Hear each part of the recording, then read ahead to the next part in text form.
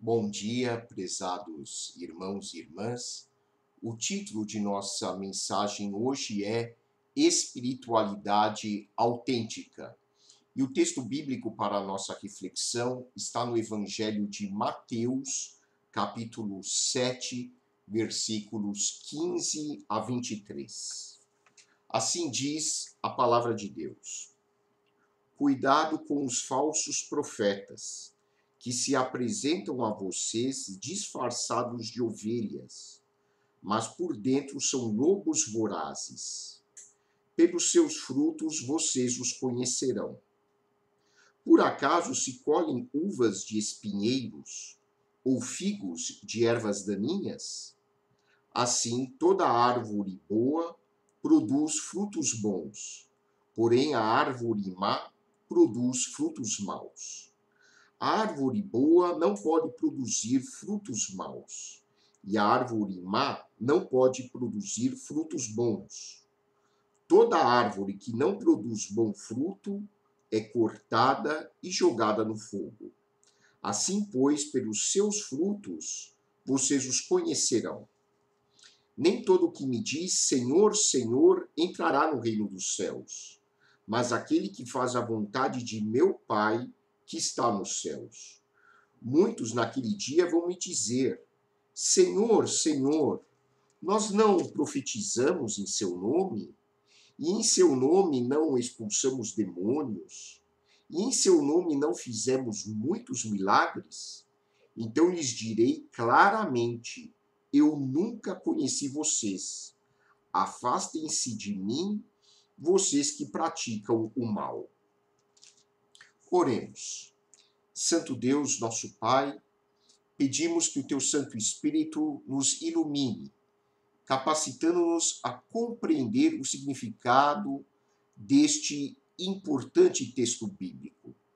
Que possamos aprender, Pai, a importância dos bons frutos e das boas obras em nossas vidas. Que possamos compreender o que é a verdadeira fé. Nós te pedimos agradecidos, em nome de nosso Senhor e Salvador Jesus Cristo. Amém. O que significa ser cristão?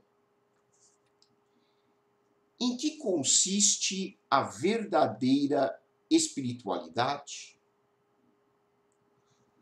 A Bíblia fala constantemente em salvação. Mas o que é salvação? O que significa ser salvo? Nós falamos muito em Deus. Dificilmente você escutará uma mensagem bíblica que não contenha o termo Deus. Mas qual é o conceito que você tem de Deus? Qual a imagem que você construiu de Deus ao longo da sua vida? Existem muitos livros e muitos comentários a respeito destes temas tão importantes para a nossa espiritualidade. Muitos discutem o que é a religião. Muitos se perguntam se existe de fato alguma diferença importante entre religião ou religiosidade e vida espiritual. E, naturalmente, as respostas que são dadas a essas questões existenciais variam em função da opinião dos seus autores, principalmente da linha doutrinária adotada por estes autores. Existem aqueles que são muito conservadores e existem aqueles que são muito liberais. E as opiniões, portanto, são muito contrastantes. Quando nós lemos a Bíblia, provavelmente nós podemos chegar a conclusões bastante diferentes, dependendo da cultura em que nós fomos criados, dependendo da nossa filiação religiosa. Nós sabemos que existem centenas, se não milhares, de denominações cristãs, cada qual com a sua linha de interpretação. E, às vezes, dentro de uma mesma denominação, seja ela católica, seja ela evangélica histórica ou não, dependendo de quem traz a mensagem, nós podemos ter linhas aparentemente divergentes. Afinal de contas, espiritualidade não é como matemática. Existem perspectivas muito diferentes em relação a este tema. E não necessariamente uma perspectiva é melhor do que outra. Mas precisamos admitir que este tema é bastante complexo. E muitas vezes as ideias que nós vamos expressar sobre Deus, sobre fé, sobre espiritualidade, sobre salvação, tem muito mais a ver com a nossa percepção em relação a esses temas do que a realidade em si. É importante nós sermos humildes e admitirmos que nós não somos os donos da verdade. Não temos como ter uma visão completamente abrangente sobre temas tão complexos, porque nós somos condicionados pela nossa cultura, pelo nosso ambiente social, histórico, pelo momento em que estamos vivendo. Uma pessoa que viveu, por exemplo, na Idade Média, antes de Galileu, antes de Copérnico, uma época em que se acreditava que a Terra era o centro do universo. Obviamente, uma pessoa daquela época não terá a mesma visão que nós temos hoje. Pois hoje nós sabemos que a Terra não é o centro do universo. Sabemos, por exemplo, que na nossa galáxia os planetas giram em torno do Sol. Sabemos, pelo menos a maioria assim compreende, obviamente que aqueles que estudam ciência sabem disso, que a Terra não é plana. Nós sabemos que a Terra não é plana. Nós vamos ter uma leitura diferente daquelas pessoas que viveram há mais de 1000 anos e que imaginavam que a Terra era plana. Claro que há aqueles que negam a realidade, mas isso se dá por questões de natureza psicológica. Onde nós pretendemos chegar? Embora nós tenhamos visões tão distintas de Deus, da Bíblia e outros temas relacionados à espiritualidade, é muito importante nós seguirmos um princípio básico de interpretação das Escrituras, para nós termos uma visão saudável e construtiva da vida cristã. E qual é esse princípio de interpretação da Bíblia? O princípio é este. Quando nós estudamos a Bíblia, quando nós analisamos os textos bíblicos, é importante sempre termos como parâmetro fundamental, como referência, a pessoa de Jesus Cristo o modelo que ele nos deixou de comportamento e os ensinos que ele transmitiu aos seus discípulos e que estão contidos nos evangelhos. Portanto, para que nós tenhamos uma visão saudável da vida espiritual, nós precisamos olhar para aquilo que Jesus Cristo ensinou nos evangelhos. Lembre-se, nós temos 4 evangelhos: o de Mateus, o de Marcos, o de Lucas e o de João. Esses 4 evangelhos se complementam. E hoje nós precisamos, mais do que nunca, de uma revolução na espiritualidade. O ser humano sempre necessitou e continuará necessitando de uma vida espiritual robusta, para que ele possa continuar vivendo de forma saudável aqui na Terra. E nos dias que nós vivemos, dias tão difíceis, do ponto de vista sanitário, do ponto de vista político, econômico, educacional, quando nós assistimos a um retrocesso cognitivo sem precedentes na nossa história, nós precisamos de uma revolução na área da espiritualidade. E o que o Senhor Jesus tem a nos ensinar a este respeito? O Senhor Jesus Cristo declarou que uma vida espiritual autêntica se expressa em atitudes fundamentadas no amor. E o que significa isso? O cristianismo autêntico está enraizado em alguns princípios fundamentais. O primeiro deles é a fé autêntica.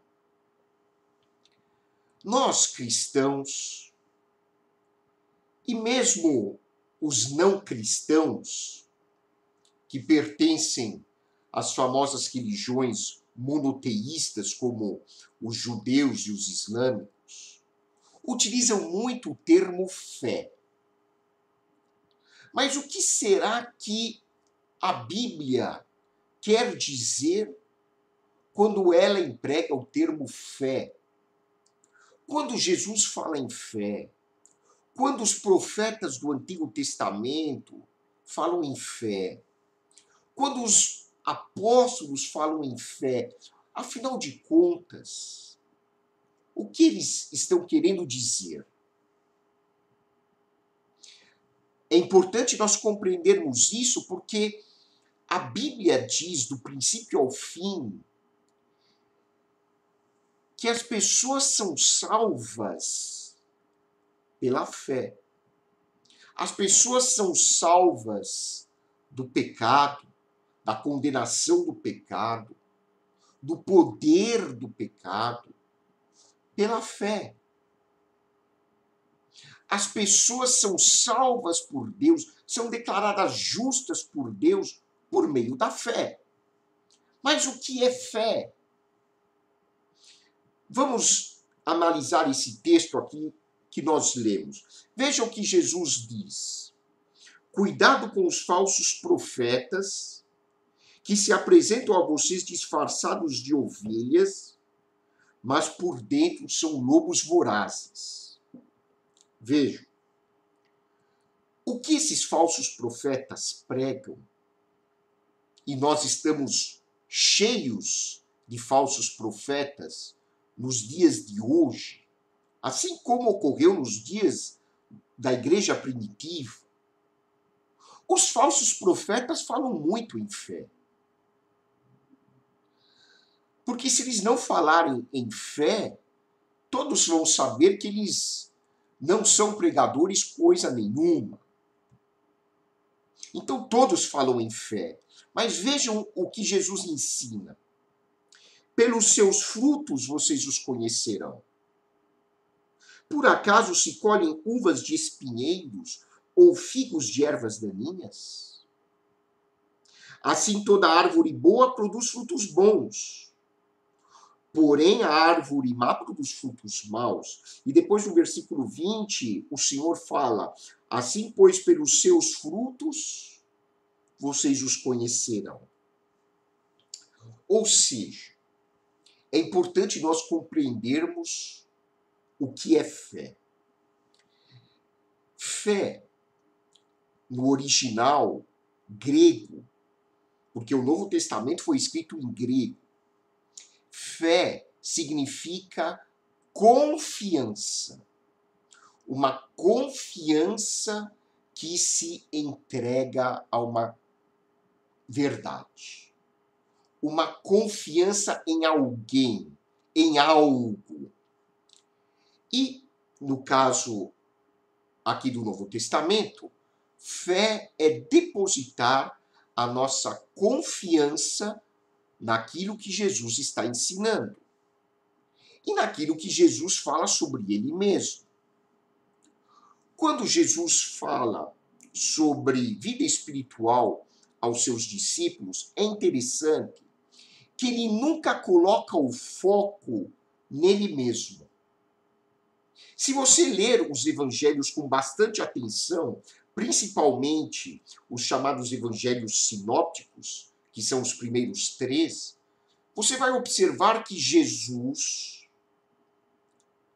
nunca coloca o centro da atenção do ensino dele na sua própria pessoa. Ele sempre fala no Pai.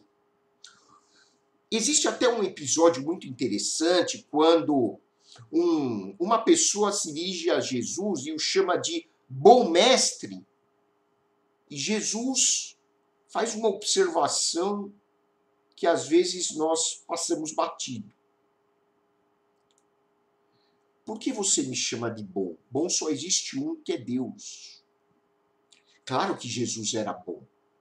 Mas Jesus sempre coloca o centro, vamos dizer assim, dos seus ensinos, da sua teologia em Deus Pai. Quando Jesus Cristo diz: eu sou o caminho, a verdade e a vida, ninguém vem ao Pai a não ser por mim, o que Jesus estava querendo dizer é: se vocês querem realmente conhecer como Deus age, como é o amor de Deus, como é a paciência de Deus, como é a visão que Deus tem das coisas, olhem para mim e atentem aos meus ensinos. Ou seja, confiar em Jesus é confiar num Deus que é amor. É confiar num Deus que é compaixão. É confiar num Deus que é tolerância. É confiar num Deus que é misericórdia. É confiar num Deus que cuida das pessoas, que acolhe as pessoas, que deseja o melhor para as pessoas. Nós muitas vezes perdemos tempo discutindo conceitos sobre Deus. Não, Deus é uma pessoa, não, Deus é isso, Deus é aquilo. É interessante, a Bíblia em momento algum define Deus. Interessante. Quem procura definir Deus são os teólogos. Pelo menos alguns teólogos. Os bons teólogos admitem que Deus não tem definição. Não existe um único versículo sequer da Bíblia que defina Deus. Porque Deus não está ao alcance do nosso intelecto. nós jamais poderíamos compreender como Deus é. Deus é sentido por nós, mas dificilmente compreendido a nível intelectual. Por isso que a fé não é primariamente da nossa cabeça, mas a fé é do coração. O grande teólogo Schleiermacher já dizia isso. A Bíblia não exige de nós uma fé que inclua uma definição de Deus. Mas a fé é confiar no amor, na compaixão e na misericórdia desse Deus. Que nós podemos dizer que é uma realidade suprapessoal, uma realidade que nós não podemos entender. Como diziam os teólogos latinos, é um mistério. Está muito além do nosso alcance intelectual. Não perca tempo tentando entender quem é Deus ou o que é Deus. Mas saiba que existe uma realidade superior à sua individualidade. Uma realidade que é suprapessoal e que cuida de você, que ama você, que gosta de você, que aceita você como você é, com todos os seus defeitos. E quando uma pessoa confia no amor de Deus, na compaixão, na misericórdia de Deus, essa pessoa é transformada no seu interior. E como nós evidenciamos essa transformação? Através de boas obras. Através de um comportamento que se torna saudável, construtivo, edificante. E Jesus faz a comparação com as árvores. Uma árvore boa produz frutos bons. Uma árvore má produz frutos maus. Martinho Lutero escreveu sobre esse texto dizendo que não são os frutos que tornam a árvore boa ou má, mas é a árvore que produz os frutos. Os frutos estão na árvore, não a árvore nos frutos. É a pessoa que foi transformada que passa a produzir novos frutos. A pessoa boa passa a produzir frutos bons. Enquanto a pessoa má continua produzindo frutos maus. E o que transforma uma árvore em uma árvore boa, falando agora de seres humanos, é a fé. Todos nós fomos criados à imagem e semelhança de Deus, mas, infelizmente, o nosso ambiente nos condiciona a tal ponto que, se nós não buscarmos a espiritualidade, nós agiremos de maneira profundamente egoísta, vaidosa, arrogante. Mas quando nós, buscando uma vida espiritual autêntica, contemplamos a realidade de Deus e olhamos para o seu amor, para o seu cuidado, para a sua misericórdia, nós somos transformados. E confiar em Jesus, que é o tema central da fé no Novo Testamento, confiar em Jesus não é confiar numa declaração doutrinária, intelectual a respeito de Jesus. Confiar em Jesus não é falar mecanicamente de Jesus da boca para fora. Confiar em Jesus significa compreender que a sua atitude de amor, de acolhimento, de aceitação das pessoas corresponde à atitude que Deus tem para com cada um de nós. Confiar em Jesus significa você e eu considerarmos Jesus como um parâmetro para nós entendermos a natureza de Deus. Confiar em Jesus como nosso Senhor, nosso Salvador, nosso grande mestre, nosso melhor amigo, não consiste em declarar quem foi Jesus, necessariamente. Ele é a segunda pessoa da Trindade que encarnou, e a sua encarnação representa isso, representa aquilo. Isso são linguagens que a Bíblia utiliza para nos ajudar a compreender melhor o Senhor Jesus e a sua obra. Mas fé, em sua essência, não é isso. Fé é você e eu podermos olhar para Jesus e dizer, de fato,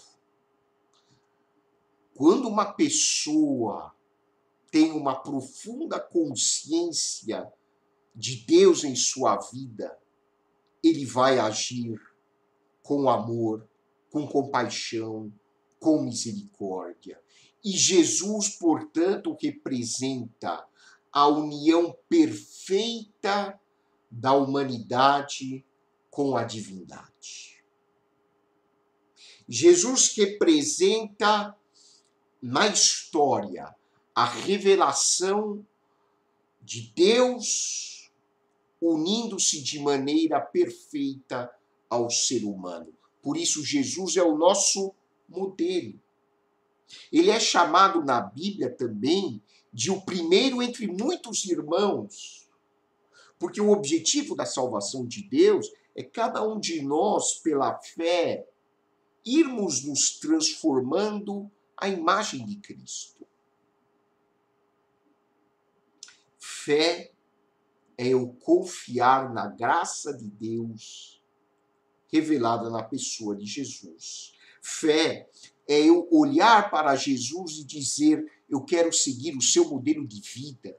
Eu quero seguir a visão que o Senhor tem em relação às pessoas, considerando cada um como merecedor de profundo respeito, amor e dignidade.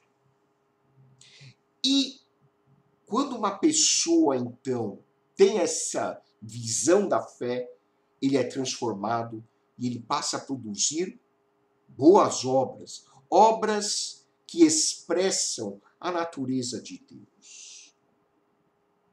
Os falsos mestres falam de Jesus, falam de Deus, mas são pessoas que exploram os outros.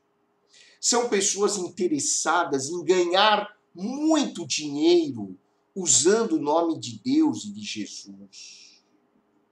São pessoas cujas pregações são centradas na vida financeira. São pessoas que usam a religião para se promoverem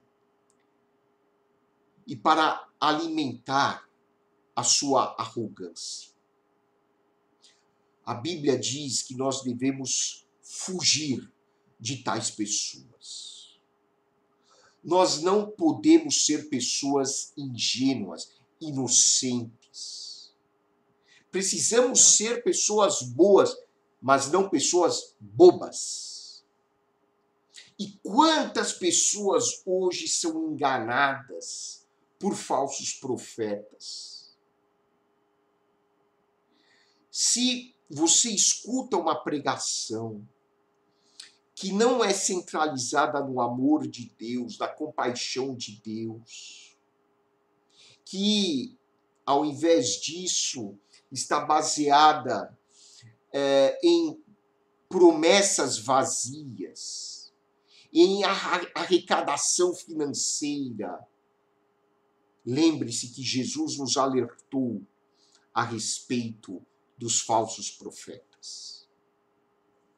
Em segundo lugar, a espiritualidade autêntica está fundamentada no conhecimento da vontade de Deus. Vejam que Jesus afirma no versículo 21, nem todo que me diz Senhor, Senhor entrará no reino dos céus, mas aquele que faz a vontade de meu Pai que está nos céus. Vejam como Jesus mostra que a verdadeira fé se evidencia num comportamento transformado. É interessante que muitas pessoas pensam que fé é ficar falando de Jesus 24 horas por dia. Jesus diz assim que o mais importante na fé é nós fazermos a vontade do Pai. E vejam novamente, Jesus tem uma teologia que é teocêntrica, não cristocêntrica. E aqui eu quero fazer uma observação. Muitos cristãos, equivocadamente, isso inclui pregadores, pensam que a teologia cristã verdadeira é cristocêntrica. Claro que a verdadeira teologia cristã precisa estar fundamentada no exemplo de Jesus. Jesus é o nosso parâmetro. Porém, é importante frisar que Jesus nunca aponta para ele mesmo. Ele aponta sempre para o Pai.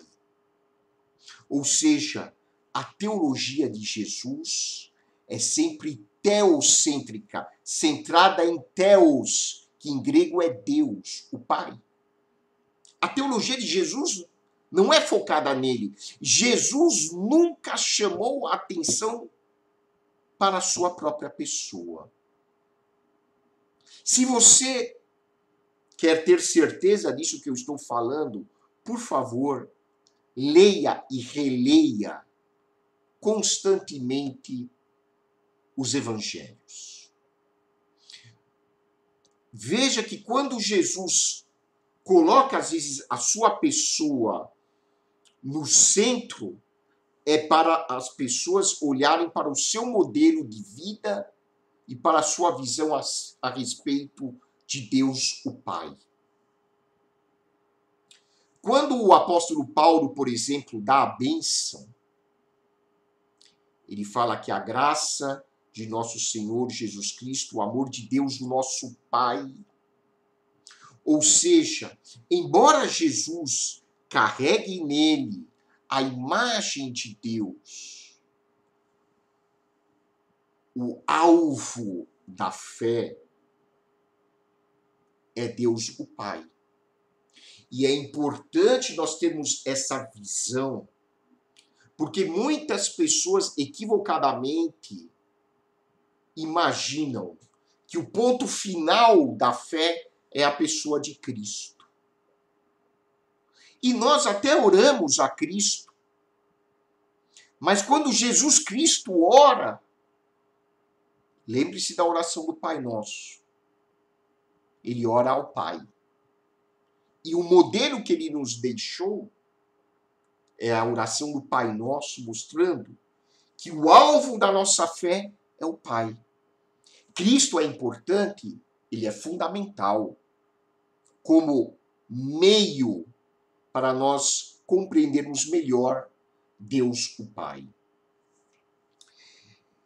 E a verdadeira fé busca conhecer cada vez mais a vontade do Pai.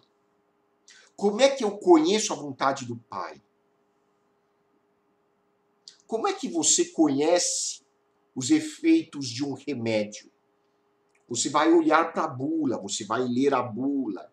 você vai se informar com o seu médico, você vai procurar na internet quais são os efeitos daquele remédio, ou seja, você se interessa e você busca.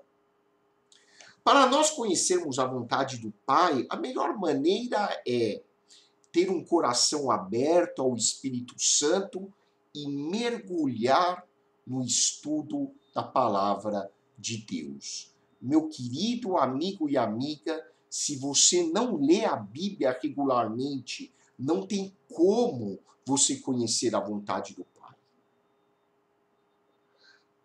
Nós necessitamos nos alimentar da palavra de Deus.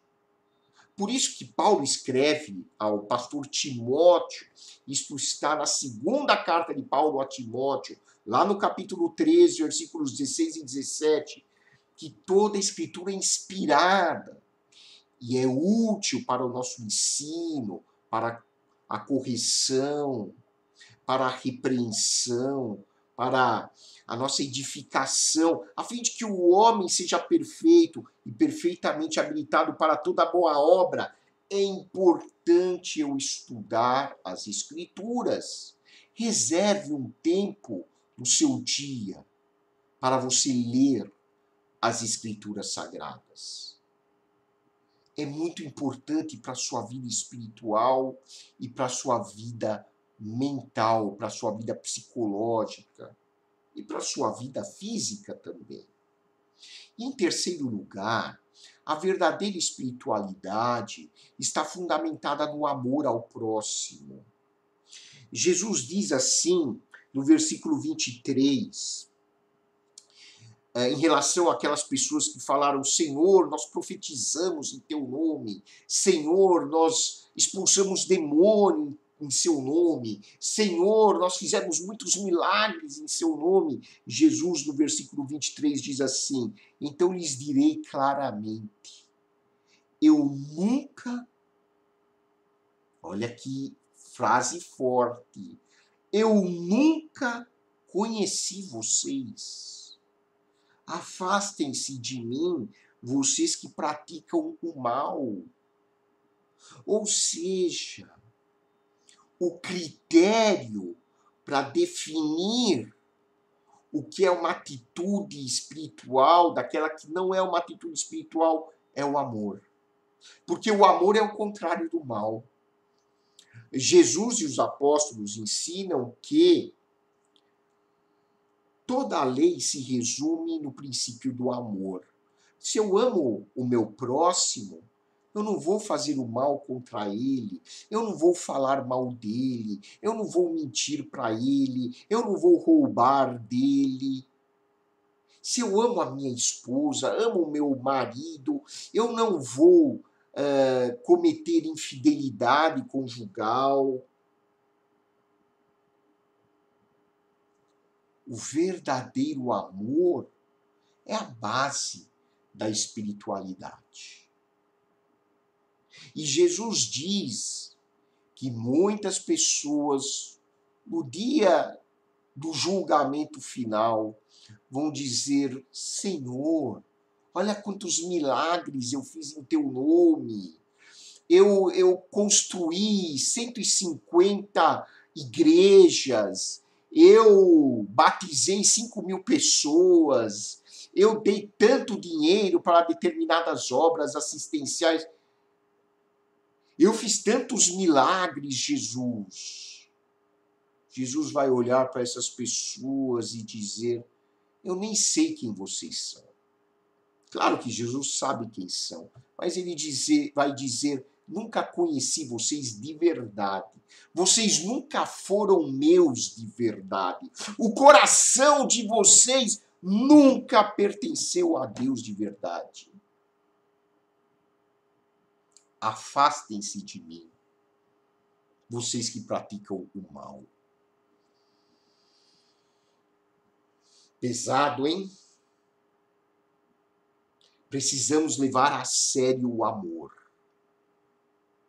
O amor é o critério da verdadeira espiritualidade. Mas, pastor, e fé? A verdadeira fé é aquela que leva uma pessoa a agir com amor. Lembre-se, fé não é uma declaração doutrinária intelectual. Fé é confiança na graça de Deus que se expressa na atitude de amor ao próximo. Que possamos ter esse compromisso com Deus, buscando conhecer cada vez mais a sua verdade e agindo com amor em relação ao nosso próximo.